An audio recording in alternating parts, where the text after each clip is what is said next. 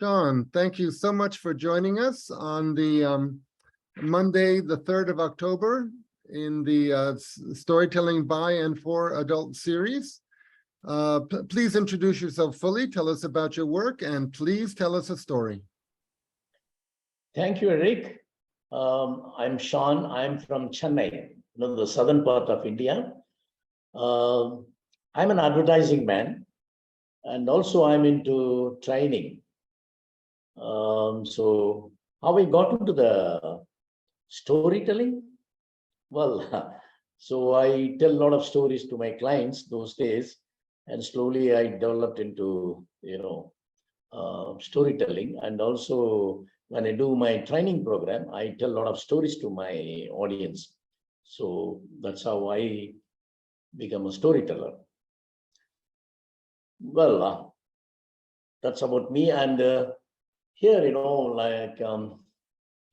I would like to tell a story where I had a dream, it's like, that whenever I travel to my village is far off in a rural area of southern part of Tamil Nadu. And, the night time I go alone, and night time I lay down on the paddy field. I look up at the clear night sky and see the starry night, So wonderful twinkling stars and all that. I always admire that. I've always been fascinated by space science. So as I developed a passion, I started following the latest space programs and see a lot of movies and a lot of beauty programs on space programs. And also I studied a lot about space science. And recently I started following James Webb telescope. And really fascinating. But the thing is, while I study or while I go through those space programs, something going on inside my mind, like a lot of imagination is taking place in my mind. It's like, as if I'm in that spaceship or traveling and all that. So it's going on a lot. So I remember one such dream I recently had. So I would like to narrate that. Okay. So NASA, you all know about that, National Aeronautical Science Agency, asked me to take up an interstellar space travel to the Alpha Centauri system. So Alpha Centauri system is a star cluster. So 3 stars together, very nearby. And it is the only star system where it's neighbor to our solar system. So it is a gravitational bound system of the closest stars and planets to our system. And it's about around 4.3 light years from the sun. Of course, NASA is providing all the necessary technicalities and gave us the training to cope up with the, how we can manage in the planet. So we blasted off at the Kennedy Space Center, traveling at the speed of light. The speed of light is 186,000 miles per second. That's the speed of light. So with the help of solar power and the sails, propelled by high energy lasers to increase our shapeship's propulsion. So we are able to manage and travel in that spaceship. So I'm leading a team of about 50 college students, consisting of around 30 boys and 20 girls. And while we're traveling, the first thing we encounter was weightlessness. And we started floating, It's a new experience for me and for my students also. Everybody was enjoying, and it's a new feeling, a different kind of experience for us. So while we were watching our Earth, was slowly fading away from us, and 2 girls I saw, they were almost in tears. I went to them and I said, why you look so sad? You should be very happy and good shape. One girl said, sir, look at the earth, it's so beautiful, so peaceful and so calm. But, when we are there in the earth, my God, it's the turmoil and the noise and the pollution, all those confusion and the pandemics and all, so many things. But look at the earth now. It's so calm, so beautiful, very, very peaceful. I said, okay, you're going to witness a lot of things in our planet. Then we passed that earth and all that, and we come to that big planet, Jupiter. So big, going to engulf us, something like it, so big. And we crossed that, and there, we saw the beautiful satellite Saturn. So hanging out there with rings, different colors, rings, with the sun's rays, slowly the fog is also coming in from that rings, and so beautiful. And one of the students said, sir, look, it's like, I don't know who created this. What a fantastic look. I said, that's the natural phenomena. Next, we crossed out our solar system, and we have a clear view of our Milky Way galaxy. The Milky Way galaxy is full of stars, so many stars. And then we saw the Andromeda galaxy also near to that.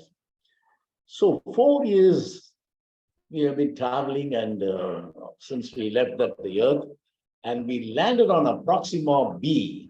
Proxima b is the planet. We landed, and here is the sun for that Proxima b. And actually we covered the distance nearly about 4 years. And whereas on Earth, it was like around 4.5 light years we have crossed. That's the distance we have covered. It happened because we traveled at the speed of light. So without the speed of light travel, it would take us about probably 6,000 years to reach that planet. So the space-time reduced our journey. We have witnessed, another remarkable event I can describe is we all look the same. We didn't age much compared to the Earth people. Traveling at the speed of light has its advantages. Our aging process slows down with time. The past 4 years of traveling, we hardly noticed the passage of time. So this is mainly due to the, our clock, the spaceship almost stopped ticking. To measure our time, we used an atomic clock to know how long we have been taking. So the planet we have chosen is known as a Proxima b, which I showed you now. And NASA found this a habitable planet for us to live on and do terraforming, and also, make living more comfortable, so that, they will send further people to join us, and so that we can start a colony out there. So then we have settled down nicely on the surface of our newly discovered planet. Of course, we did have a lot of problem here to manage and, try to adjust our body and ourselves. And initially, some students were also, I noticed one thing that, some of our students started dominating other people and other students, like, I know this, I can do this, and no, I'll tell you what to do, and all those kind of authoritative thing they started. But I saw that, and I vehemently opposed that idea. I recommended a system where whatever jobs or tasks each one of us is capable of doing in this planet can be completed by all of us together. Suppose if I don't know anything about certain area of that particular task on the planet, someone can teach me so that I can teach them, like that, all together we can do together and bring the planet in a living condition. So in this way, I believe that we will be involved in protecting our planet, and also there will not be any conflicting thoughts among us or the inferiority between us, and the grading and all, it will not be there. So there will be only a peace of mind and happiness in our life. That's the purpose of that. So hence, on the surface of Proxima B, we decided that we should live on like no politics, no religion, no leaders, and no races. So all of us are equal, and we started off very beautifully as a group together, and everything started going on very well with that. So, dear friends, just imagine that, what would have happened to our earth if our ancient days, we continued that. Just think about that. So my dream may be a paradoxical one for you people, but I'm sure one day humans can travel to space and colonize the habitable planet. Whatever, planet or wherever he goes, but he should not follow the kind of life heading on this earth, because the human race should be saved. It has to be saved. So, dear friends, start looking up, not down, because down earth, we spoil our earth, and also totally we are depending on the earth, and which is not in a position to carry on our day-to-day life in a peaceful manner, because we destroyed our earth. So the future is to look up. So with that, please think about that. Thank you. Okay, thank you. Any questions I can answer? Well, Shan, I want to congratulate you on many times when I've heard you speak like a professor, like a trainer, in a very a very strong way. But today you spoke with a lot of wonder in your voice. Thank you. And I think that's it's great to have that, to have different tones, different emotions. And this was a wonderful emotion. The wonder was a wonderful emotion that you told from. Yeah, anyone can ask me a question in 3 minutes. Maybe I can answer. Or give a feedback, or or just to tell what came into your mind when you were listening to Shan. Gustav, go ahead. Okay, you can listen, right? We can hear you. Yes. Yeah. I love that the way you mixed science with inspiring poetry, because you put poetry in your message, in your story. You put poetry, and that's wonderful. The thing that came to my mind was a story I've been working on about the stars also, but it's different. And I want to tell it. I want to work for it in Chennai. This is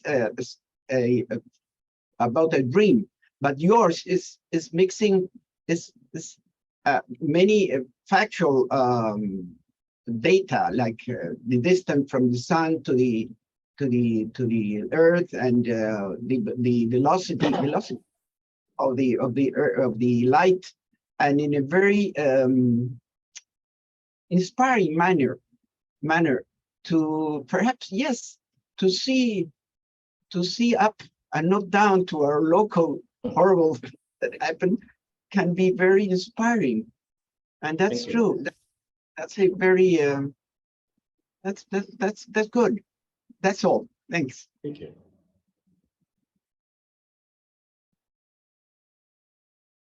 So Shan, is that actually a dream you really had? Actually, when I was going through a lot of these programs of the space programs, and when I talk about, a lot of things going on. What if I into that program? What if I, living in that place, in the planet or this thing? I picked up the Fatima B, the planet which I am talking about, this one. Why did I pick up? Because, today astro scientists, they have been exploring, and, it's almost a habitable one, they found out. But only the barrier is the distance. So that's why I used in my imagination that speed of light. So only with the speed of light, anyone can travel in the speed of light. They can reach that place. Otherwise, it is not possible for a human can go there. So it's amazing, just imagine, James Webb telescope is showing us a lot of all those beautiful pictures and all that. Just think about it. Who created it? Man? No, just a fantastic, So the migration to outer space and other galaxies, I call it the Great Dispersal. yes. Because some of us are going to disperse. The thing is that many of us will never know what happens in the different places. Yes. Some space stations, people will live on the space station for many years. Some of these vessels will go at the speed of light to different galaxies. We're going to disperse. And we will never fully know what happens to everybody, and what happens. Each one will be its own social experiment. It'll be sponsored by a government or a corporation or a billionaire, but who knows what might happen along the way? Like look at the USA. It rebelled against its parent, the government of England. And at some point it said, hey, government of England, you're back in England. We're in the new land and we're going to do what we want. So similar things could happen in different galaxies. So we won't have the sense of closure. See, there are lots of bad things we can say about what's going on in the world, but at least we know what's going on in the world. In a sense, we have a general closure of what's going on the planet. Yes. But we're not going to have that when the dispersal really begins. Regina? Yeah, let me just say, I've been down at Cape Canaveral a number of times because friends are there and work there, and I saw the launch of a space shuttle, not up close, but I could see it. The very first woman to go up in it, and her name was Sally Ride. Her last name was Ride, and all over that area were these billboards and signs in front of stores and everywhere. Ride, Sally, ride. So when it happened, it was this moment of hope and optimism. This was before the Challenger blew up, before any of that stuff. So I think what we need, to help us not go into this place of, oh my God, but ride, Sally, ride. That's the human spirit, and the web photographs just take it so far out there. They really do. So ride, Sally, ride, all of us. Thank you. Finally, I would like to say on that, Eric. Actually, when you think about 400 years back, before Newton, Isaac Newton period, people were totally different because, they never knew about the gravitational field, right? And when Newton came, the gravitational field, they stumbled on it. And Albert Einstein, explained about the space science and the theory of relativity. And also he brought all those E = mc² and all those formulas and all that. Now, it looks like it is possible compared to 300 years back, right? So it is possible now. It is possible. I think Elon Musk is very serious about that. He can send people to the Mars. So, thank you. Okay, thank you very much.